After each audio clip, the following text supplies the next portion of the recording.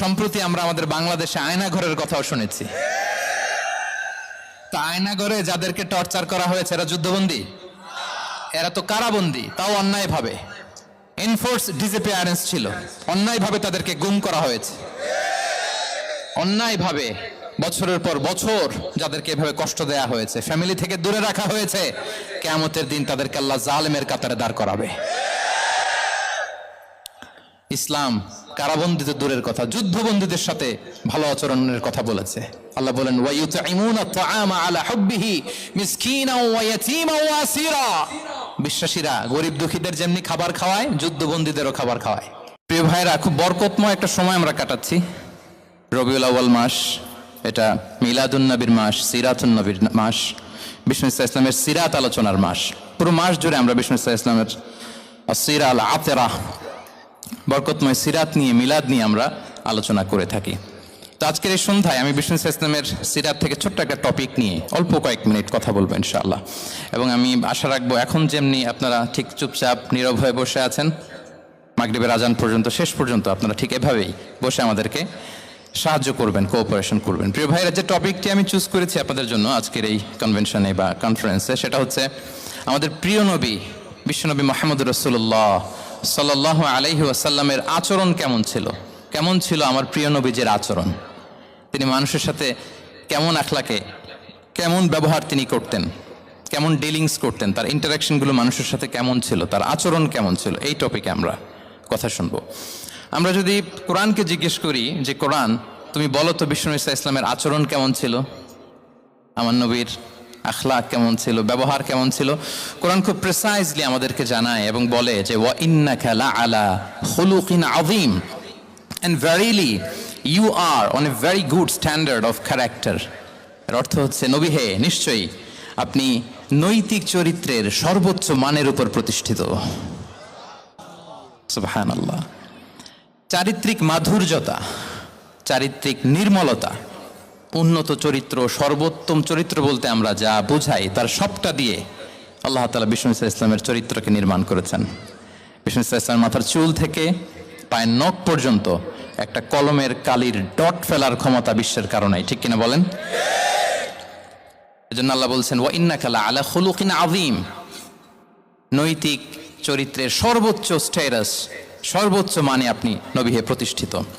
এবং তিনি বলতেন ওয়া ইন্নামা বুইসতু লিউতাম্মিমা মাকারিমাল আখলাক, আমি উত্তম আচরণের পূর্ণতা দান করার জন্য এই পৃথিবীতে এসেছি।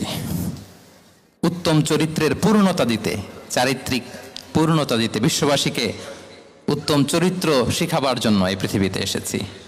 বিষ্ণু ইসলামের চরিত্রের চাইতে সুন্দর চরিত্র এই পৃথিবীতে কারো কি হতে পারে? আমরা তো আমাদের নেতাদের চরিত্রের ব্যাপারে বলি আমার নেতার চরিত্র ফুলের মতো। আসলে কোথায় কি বলতে হবে এই সেন্সটাই আমাদের নাই। আল্লাহু আকবার। বিষ্ণু ইসলামের চরিত্রের ব্যাপারে স্বয়ং আল্লাহ তাআলা সার্টিফাই করেছেন। এবং আম্মা জান আয়েশা রাদিয়াল্লাহু তাআলা আনহাকে যখন জিজ্ঞেস করা হতো যে হে আম্মা, আপনি বলেন তো আমাদের নবীজির চরিত্র কেমন ছিল, কাইফা কানা খুলুকু রাসূলিল্লাহ, কেমন ছিল নবীর চরিত্র, সাহাবারা বড্ড আগ্রহ নিয়ে জিজ্ঞেস করতেন। তো আম্মা জান আয়েশা বলেছেন কানা খুলুকুহু আল কোরআন, বিষ্ণু ইসলামের চরিত্র ছিল কোরআনই চরিত্র। কোরআনে যা করতে বলা হয়েছে, যা করতে বারণ করা হয়েছে, তা প্র্যাকটিক্যালি বিশ্বনবীর জীবনে সেটা করে দেখানো হয়েছে। এবং তিনি বলতেন ইনদামা রাসূলুল্লাহ সাল্লাল্লাহু আলাইহি ওয়াসাল্লাম ইয়ামশি আলাল আরদ কাআন্নাল কুরআন ইয়ামশি আলাইহি, বিষ্ণু ইসলাম যখন রাস্তা দিয়ে হেঁটে যেতেন as if a living Quran is walking on the street, মনে হতো একটা জীবন্ত কোরআন রাস্তা দিয়ে হেঁটে যাচ্ছে। এত সুন্দর ছিল বিষ্ণু ইসলামের চরিত্র। উনি যে নিজেই উত্তম আচরণের ছিলেন তাই নয়, তিনি সর্বোত্তম আচরণ যেন আমরা অর্জন করি এটার ব্যাপারে গুরুত্ব আরোপ করেছেন। রাসূল সাল্লাল্লাহু আলাইহি ওয়াসাল্লামকে জিজ্ঞেস করা হলো নবী হে, কোন জিনিস মানুষকে সবচেয়ে বেশি আল্লাহর জান্নাতে প্রবেশ করাবে? সুইলা রাসূলুল্লাহ সাল্লাল্লাহু আলাইহি ওয়াসাল্লাম আন আকসারি মা ইউদখিলুন নাস আল জান্নাহ, জিজ্ঞেস করা হলো নবী কোন জিনিস মানুষকে বেশি জান্নাতে ঢুকাবে? বিষ্ণু বললেন তাকওয়াল্লাহ ওয়া হুসনুল খুলুক, এক হচ্ছে আল্লাহর ভয়, আরেক হচ্ছে সুন্দর আচরণ। সুবহানাল্লাহ। তাহলে এই হাদিস থেকে বুঝলাম যারা বেশি নামাজ পড়বে তারা বেশি জান্নাতে ঢুকবে নাকি? নামাজ পড়তে পড়তে যারা কপাল কালো করে ফেলছে এরা ঢুকবে না? যারা হজ করতে করতে বড় হাজী সাহেব হয়েছে, জিকির করতে করতে হাতে 3-4টা তাসবিহ রেখেছে, তাদের কথা বলা হয়েছে? এগুলো নিঃসন্দেহে অনেক বড় আমল, কিন্তু সবচাইতে বেশি জান্নাতে প্রবেশ করাবে যে আমল, বিষ্ণু বললেন, এক হচ্ছে আল্লাহর ভয়, আরেক হচ্ছে সর্বোত্তম আচরণ। প্রিয় ভাইরা, ইসলামের মেজাজটাকে চিনে নেন, ইসলামের এসেন্সটাকে বুঝে নেন। আমরা ভালো আচরণকে গুরুত্ব দিতে চাই না।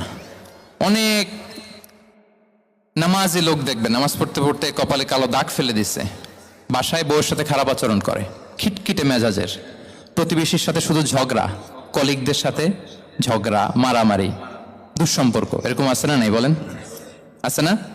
কিন্তু নামাজি, অনেক বড় হাজি, একদিনও কোরআন তেলাওয়াত মিস হয় না, তো এত আবাদত করেও সে ইসলামের আসল এসেন্সটাকে ধরতে পারে নাই। বিষ্ণু বললেন সবচেয়ে বেশি জান্নাতে প্রবেশ করাবে যে দুটি আমল, একটি হচ্ছে তাকওয়াল্লাহ, আল্লাহর ভয়, আরেকটি হচ্ছে উত্তম আচরণ, সর্বোত্তম আচরণ। তো আমরা যেন উত্তম আচরণের অধিকারী হই, আমার স্ত্রীর সাথে যেন ভালো আচরণ করি, প্রতিবেশীর সাথে যেন ভালো আচরণ করি, ছেলে মেয়েদের সাথে যেন আমাদের অ্যাটিটিউডটা ভালো থাকে, আচরণটা ভালো থাকে, কলিগের সাথে যেন ভালো থাকে। বিশ্বনবীর আচরণ যেমন ছিল তেমন আচরণ যেন আমরা গড়ে তুলতে পারি। আওয়াজ করে পড়ুন আমিন। সুনানে আবু দাউদের এক বর্ণনা, বিষ্ণু ইসলাম বলেন, খুব চমৎকার একটি হাদিস, মনোযোগ দিয়ে শুনুন। তিনি বলেন, আনা যাঈমুন বিবাইতিন ফি রাবাদিল জান্নাতি লিমান তারাকাল মিরাআ ওয়া ইন কানা মুহিক্কান।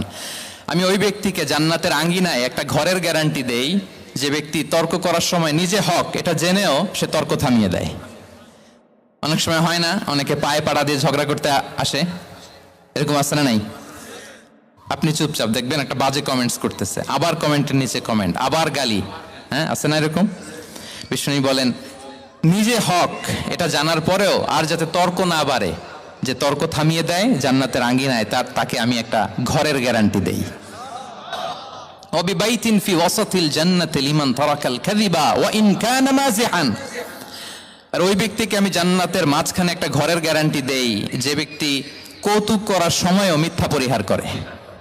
করতেছে কৌতুক, ফান করতেছে আর কি, হি ইজ কিডিং, পান করে, কৌতুক করে, কিন্তু কৌতুকের সময়ও সে মিথ্যা বলে না।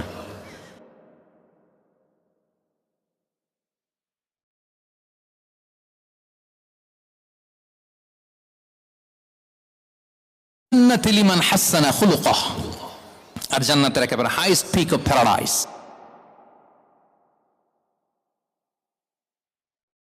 ব্যক্তিকে দেই যে তার আচরণটা সুন্দর করেছে।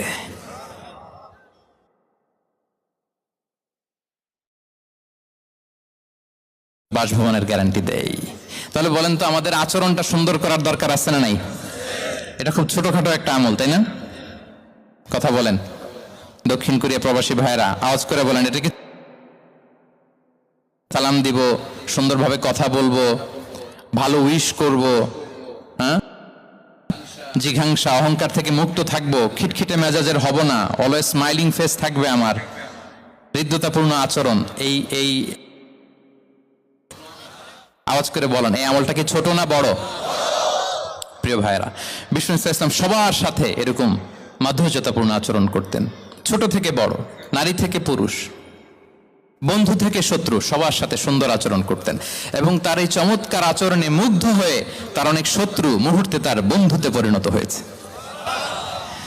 তাহলে আসুন আমরা দেখি আমাদের প্রিয় নবীজির আচরণ কেমন ছিল। এটা ছিল ভূমিকা কথা, ইন্ট্রোডাক্টরি ডিসকাশন। যতটুকু বললাম এটা সবার কাছে ক্লিয়ার না ভাইরা? প্রিয় নবীজির আচরণ কেমন ছিল এটা নিয়ে আমরা শুনবো। শুরুতেই আমরা দেখি যে শিশু, এই যে এত বলার পরে লুকিয়ে লুকিয়ে অনেকে মোবাইল বের করে, আপনি যে ডিস্টার্ব করতেছেন আমাদের, মেহরবানি করে করবেন না, এদিকে তাকান। তাহলে শিশুদের সাথে পেয়ারা নবীজি কেমন আচরণ করতেন সেটা আমরা শুনবো। আমরা যদি থ্রু দ্য লেন্স অফ সিরা অথবা through the lens of Sunnah lens দিয়ে, আমরা তো এক একজন এক এক লেন্স লাগাই, তো দেখবেন যে সুন্দর একটা গ্লাস পরলে যেটা যেই কালার ওইটা দেখা যায়, কিন্তু নীল গ্লাস পরলে গোটা দুনিয়াটা, লাল গ্লাস লাগালে দুনিয়াটা। এই জন্য কোরআনের লেন্স দিয়ে আমরা বিশ্ব দেখি। কোন লেন্স দিয়ে বিশ্ব দেখব? We see the world through the lens of Quran. আজকে